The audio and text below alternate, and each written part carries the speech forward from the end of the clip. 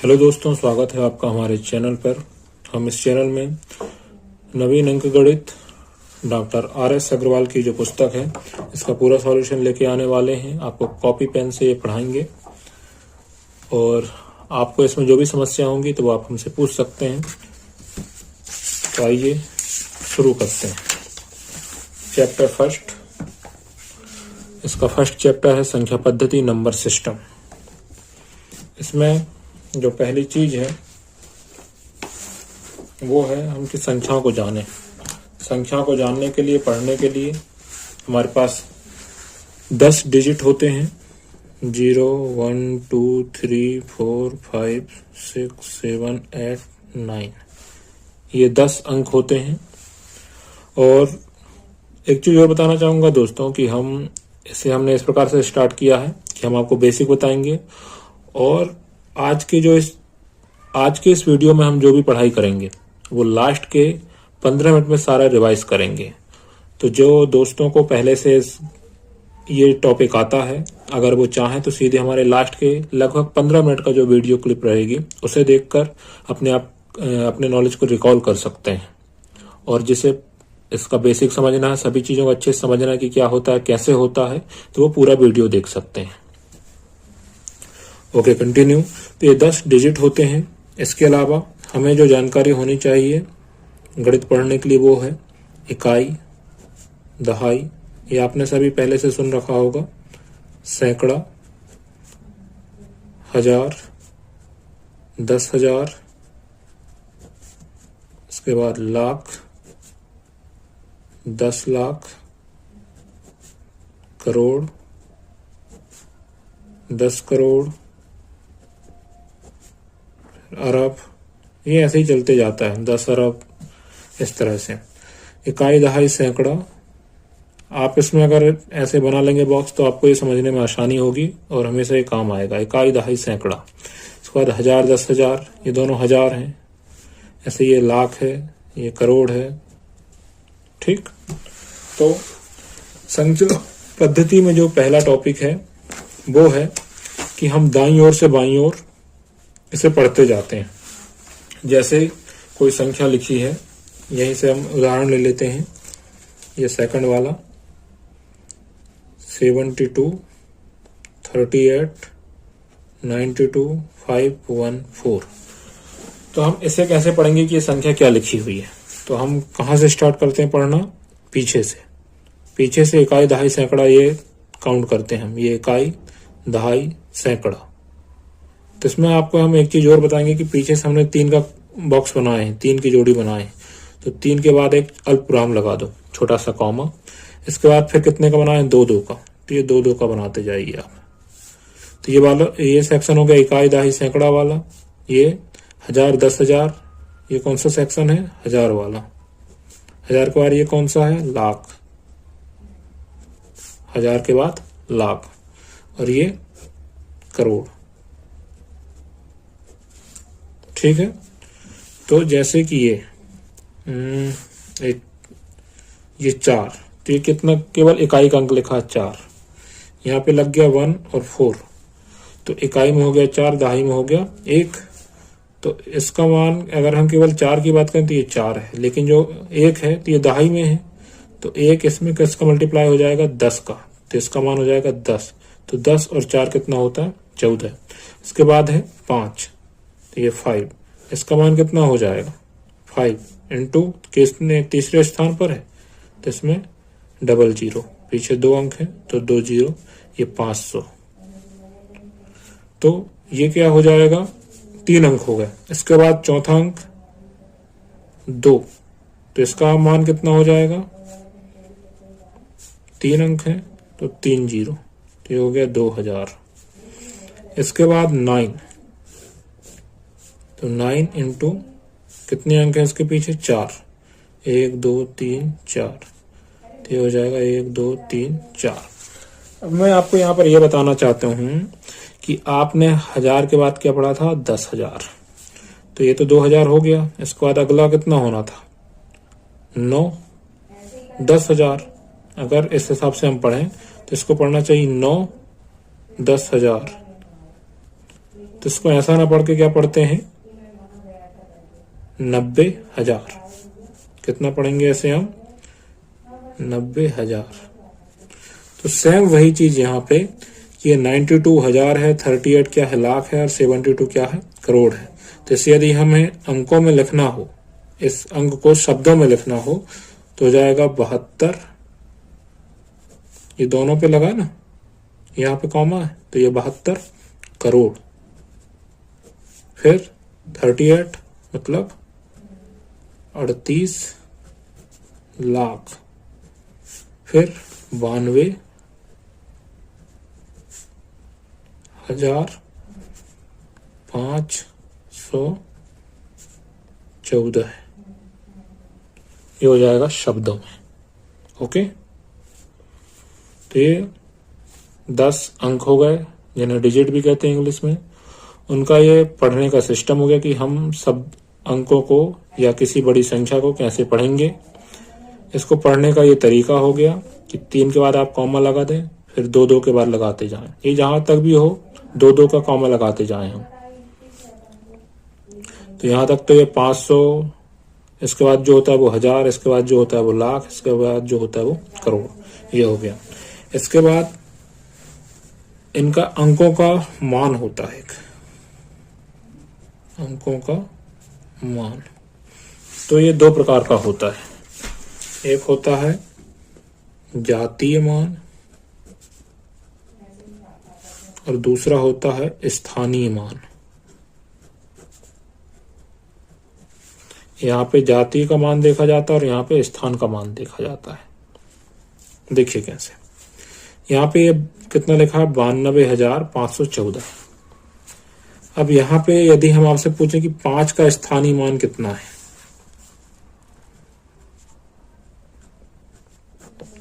इसमें 5 का अगर बात करें हम स्थानीय मान की, तो स्थान कौन सा है, 5, और इसके पीछे कितने जीरो हैं, 2।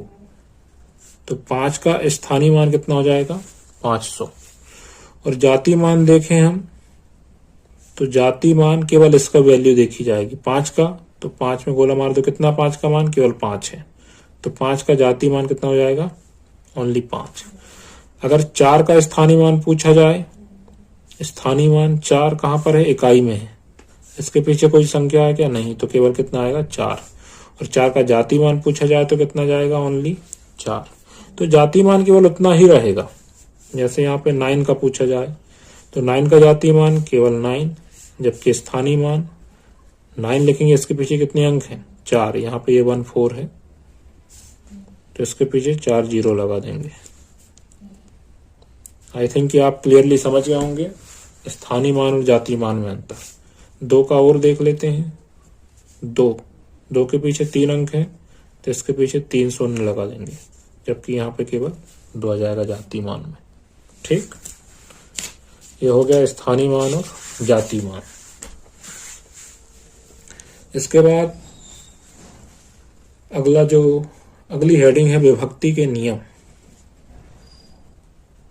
विभक्ति के नियम, यहाँ पे हम ये देखने वाले हैं कि कोई जो बड़ी संख्या रहेगी वो किसी छोटे अंक से विभक्त है कि नहीं। तो इसमें सबसे पहला जो नियम है वो है कि 2 से विभक्त। कोई बड़ा अंक है, मान लो कि है 97,532। अब ये 2 से विभक्त है कि नहीं, 2 से पूरी तरह विभक्त है कि नहीं, ये जानना है। तो आपने बचपन में जब पहाड़ा पढ़ा होगा, तो 2 एकम 2, 2 दूना 4, 2 तिया 6, 2 चौका 8, 2 पंचे 10, ऐसे ही पढ़ते हैं। अगर हम इसके लास्ट वाली अंक देखते जाएं, इसका लास्ट अंक देखें तो क्या आ रहा है, 2 4 6 8 0। इसके बाद फिर से क्या आ गया, 2 6, यहाँ पे 14 रह गया। इसके बाद क्या आ गया, 2 4 6 8 0। इसके बाद और आगे जाएंगे तो आपको देखेंगे कि लास्ट में आपको यही मिलेगा हमेशा।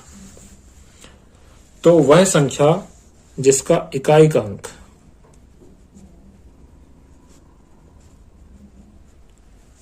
वह कितनी भी बड़ी से बड़ी संख्या हो जिसका इकाई का अंक 0, 2, 4, 6 या 8 होता है, वह 2 से विभक्त होती है। आप कोई भी बड़ी से बड़ी संख्या ले लो, जैसे ये 97,532, इसका इकाई अंक क्या है? 2।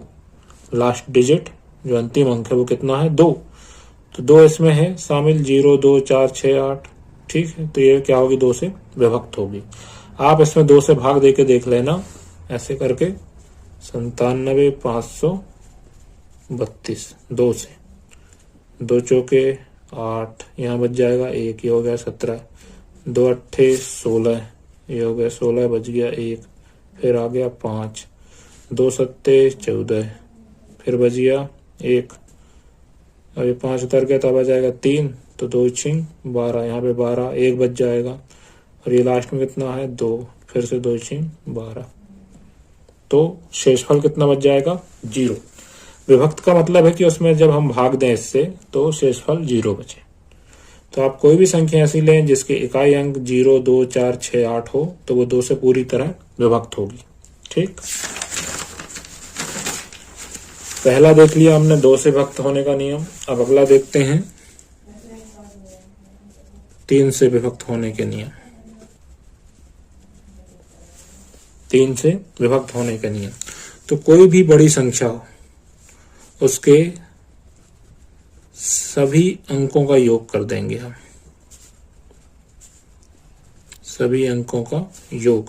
सभी अंकों का योग मतलब जैसे हमने लास्ट संख्या ली थी 97,532, तो इसके सभी अंक कौन कौन से अंक हैं? 9 है, 7 है, 5 है, 3 है, 2 है, तो इन सभी का हम क्या करेंगे? योग करेंगे। 9 + 7 + 5 + 3 + 2, 9 7 16, 5 21, 3 24 और 2 27, 27 हुआ। तो सभी अंकों का योग यदि 3 से विभक्त होता है, सभी अंकों का हमने योग किया, वो कितना आ गया? 27। यदि ये 3 से विभक्त होता है तो संख्या भी 3 से विभक्त होगी।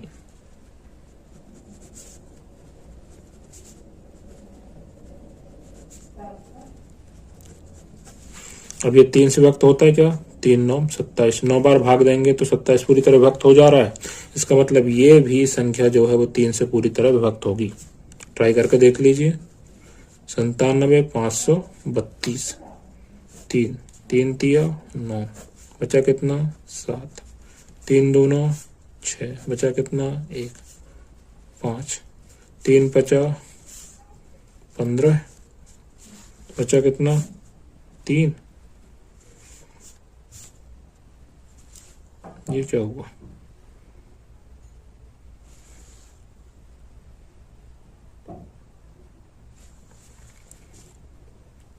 9 7 16 5 21, 21 और 6 कितना होता है? 26। यहाँ पे मिस्टेक हुई, ये कितना होना था? 26। तो ये पूरी तरह विभाज्य नहीं होता। ओके, तो यहाँ पे हमारे पास शेषफल 0 नहीं बचेगा। यहाँ पे 3 तो आ जाएगा, इसके बाद 2 बच जाएगा, तो ये पूरी तरह विभक्त नहीं हुआ। ये हमने क्या? 26 होगा योग। 9 + 7 + 5 + 3 + 2, 9 7 16, 16 5 21, 21 और 3 24 और 2 26। ठीक, तो ये हो गया 3 से विभक्त होने के नियम। इसके बाद अगला 3 के बाद है 9, 9 से विभक्त। 9 का भी सेम नियम है। आप कोई भी जो संख्या है सभी अंकों का योग,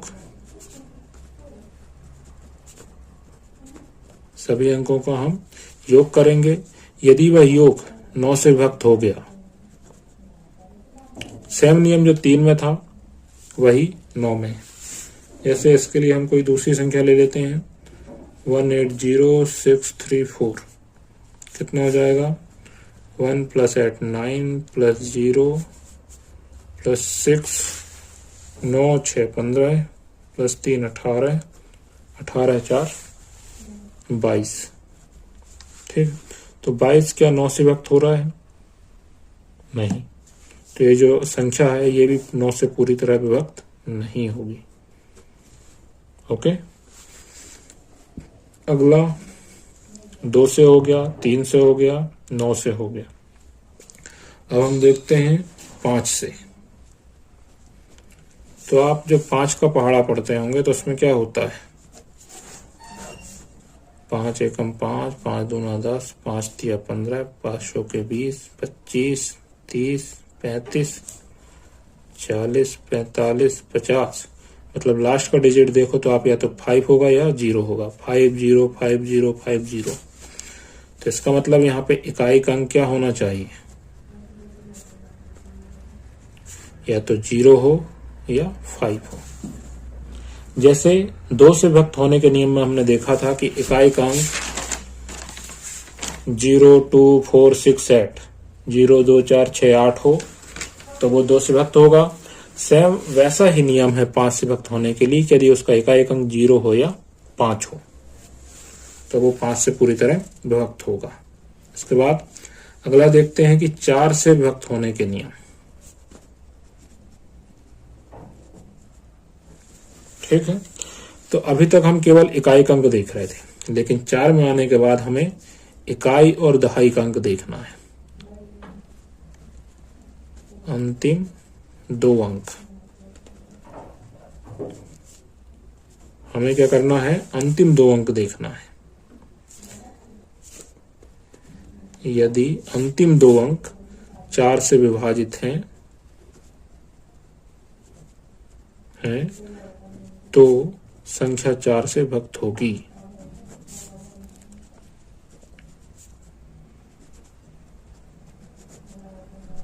ओके, ऐसे यही वाली संख्या ले लेते हैं हम। 18 0 6 3 4। इसके लास्ट के 2 अंक काउंट कीजिए आप, मात्र 34। क्या ये 4 से पूरी तरह विभाजित हो रहा है? हाँ या नहीं? नहीं। तो पूरी जो संख्या है इसको ट्राई करने की कोई जरूरत नहीं है। ये भी 4 से पूरी तरह विभाजित नहीं होगी, नहीं होगी, नहीं होगी।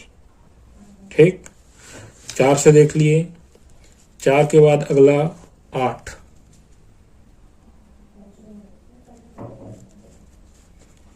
8 तो हम देखते हैं कि 2 का दोगुना क्या होता है? 4, और 4 के बाद क्या होता है? 8। ऐसे होता है, 2 का डबल 4, 4 का डबल 8। तो हमने 2 में केवल इकाई का अंक देख रहे थे, 4 में इकाई और दहाई 2 अंक देख रहे थे। अब इसके लिए हम क्या देखेंगे? अंतिम 3 अंक। अंतिम 3 अंक देखेंगे, मतलब इकाई, दहाई और सैकड़ा। इससे जो बनी हुई संख्या है उसको देखेंगे। यही वाली संख्या ले लेते हैं। हालांकि जब ये 4 से विभक्त नहीं तो 8 से तो होगी ही नहीं, क्योंकि जो 4 से ही विभक्त नहीं है वो 8 से कैसे होगी? क्योंकि 4 का ही 2 गुना तो 8 है। तो दूसरी संख्या ले लें इसके एग्जाम्पल के लिए कि ये है 6 7 9 5 4 1 6। ये 8 से पूरी तरह विभाजित है कि नहीं ये देखना है। तो हमें क्या करना है? 8, तो हम 3 अंक लेंगे लास्ट के। 4 1 6, इसको हम 8 से डिवाइड करके देखेंगे। 8 पना 40, 1 बच गया यहाँ पे, ये हो गया 16, 8 दूना 16 है।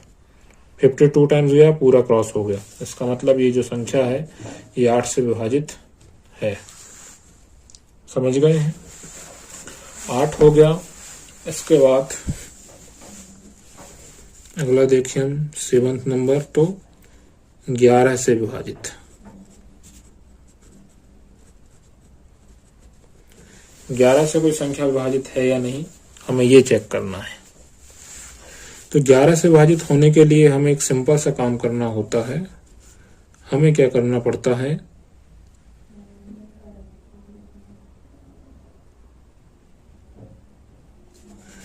कि सम स्थान के अंकों का योग और विषम स्थान के अंकों का योग।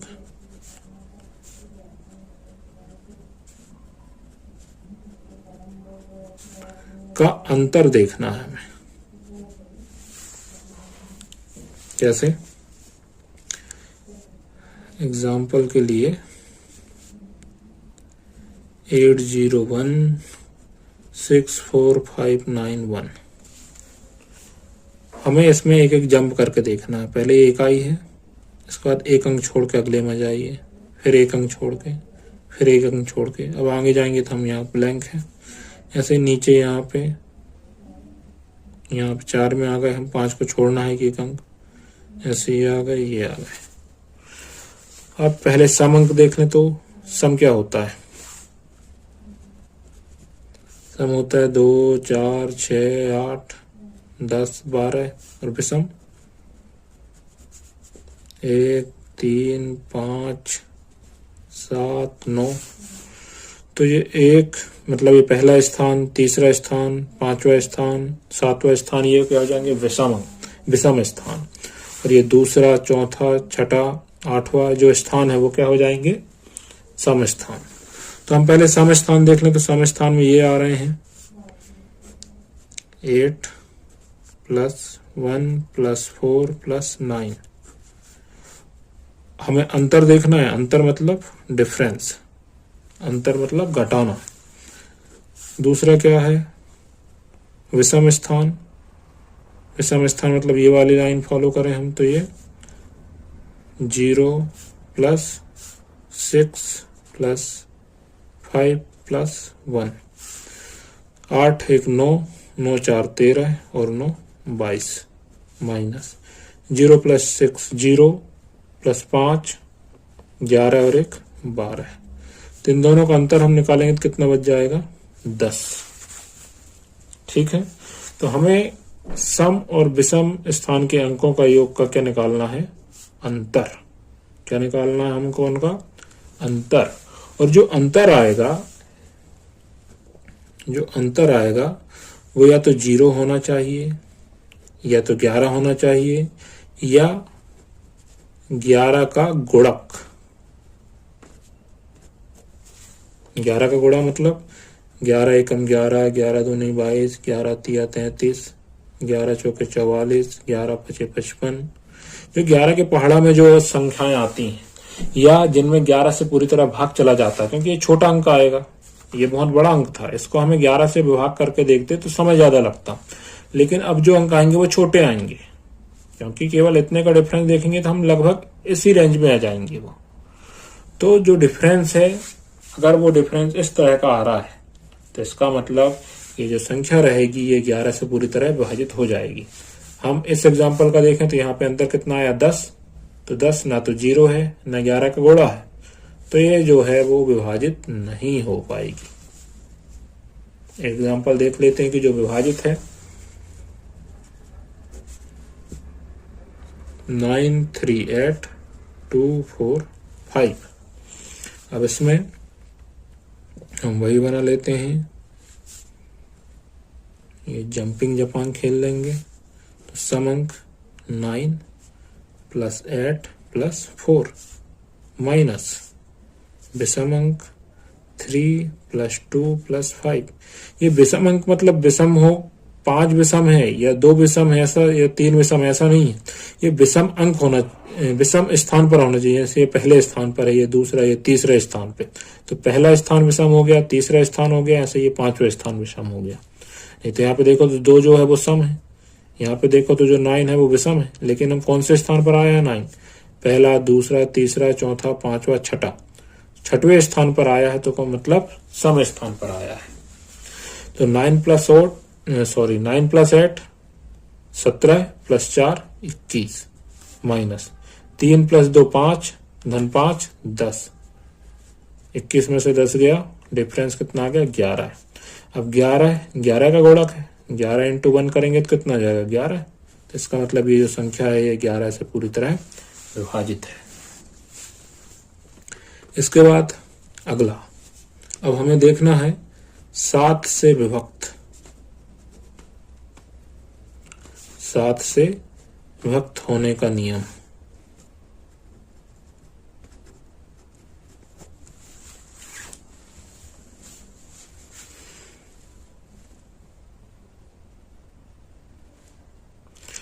तो अभी तक हम देख चुके हैं 2 से, 3 से, 9 से, 5 से, 4 से, 8 से, 11 से, 3, 3, 6 और ये 7, और ये 8वें नंबर में किससे देखना है अब हमें? 7 से। तो 2 में देखा हमने कि इकाई का अंक, 3 में देख लिया सभी अंकों का योग, 9 में भी देख लिया योग, 5 में भी देख लिया इकाई अंक, 4 में देख लिया इकाई दहाई, इसमें देख लिया 3 अंक, लास्ट के 3 अंक, इसमें लास्ट के 2 अंक थे, 11 में देख लिया अंतर।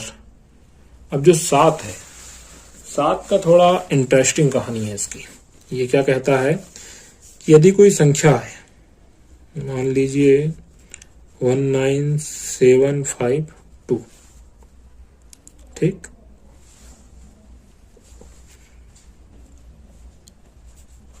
इससे थोड़ी और सिंपल संख्या लेते हैं।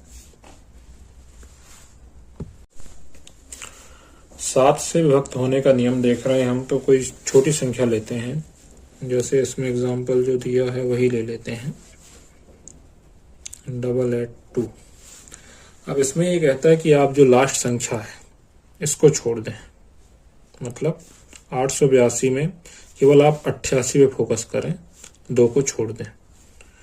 लास्ट अंक को छोड़ना है और लास्ट अंक का डबल, मतलब 2 था, इसका डबल, 2 दूना कितना हो जाएगा? 4, इसको हमें यहां से माइनस कर देना है, ठीक। तो कितना बच जाएगा? 88 माइनस 4, 88 से 4 घटाएंगे तो 84। तो ये 84 बचेगा। तो यदि जो 84 है वो 7 से पूरी तरह विभक्त है,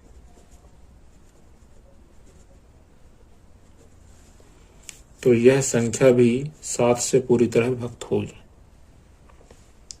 हालांकि कैलकुलेशन में 7 से विभक्त होने का ये जो नियम है वो उतना काम नहीं आता, क्योंकि आप देख रहे हो कि 882 था तो हमें 84 को 7 से डिवाइड करना पड़ा। ऐसी जितनी भी बड़ी संख्या होगी, यहाँ पे 3 अंकों की संख्या थी तो हमें 2 अंक की संख्या को 7 से विभक्त करके देखना पड़ा। थोड़ा सा तो फर्क पड़ जाएगा, लेकिन तब तक आप ये माइनस करेंगे। माइनस करना भी हालांकि आसान रहेगा, क्योंकि उसका डबल ही तो करना है लास्ट डिजिट का। तो लास्ट डिजिट क्या हो सकता है? वही 0, 1, 2, 3, 4, 5। तो उसका डबल तुरंत कर लोगे आप और माइनस कर लोगे। तो थोड़ा सा मैं कहूँगा कुछ 30 सेकंड का फर्क पड़ेगा आपको, बस। इससे ज्यादा कोई हेल्प नहीं मिलने वाली है।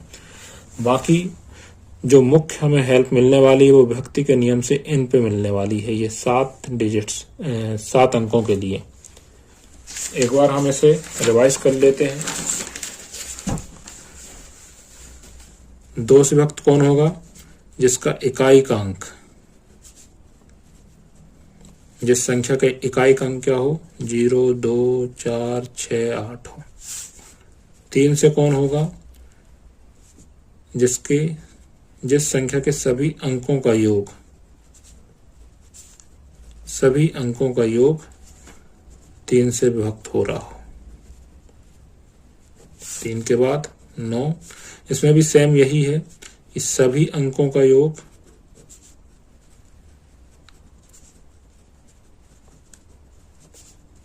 अब 9 के लिए बात कर रहे हैं तो 9 से विभक्त होना चाहिए,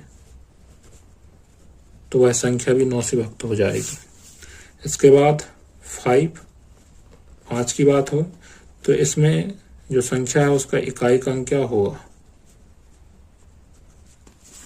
0 हो या 5 हो तो विभक्त हो जाएगा। अगला 4, 2 के पहाड़े में 2 नहीं 4 आता है। यहाँ पे इकाई अंक लिए थे तो यहाँ पे कौन कौन से अंक हो जाएंगे?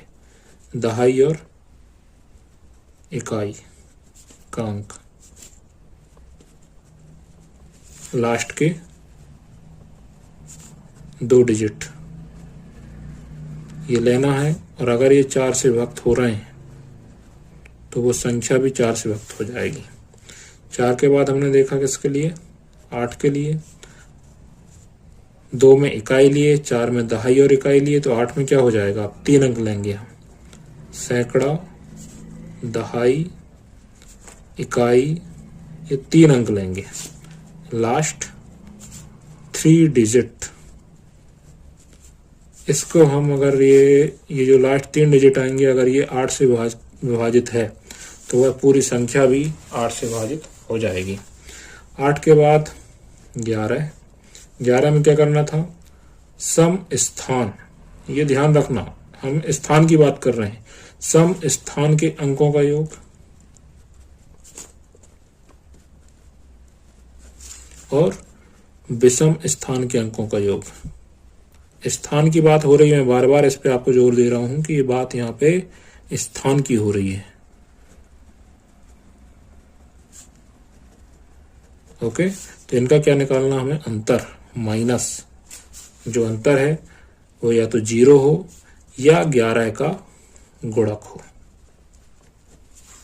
11, 22, 33, 44, 55, 66 इस टाइप से अगर होगा तो यह जो संख्या रहेगी वो भी 11 से पूरी तरह विभक्त होगी।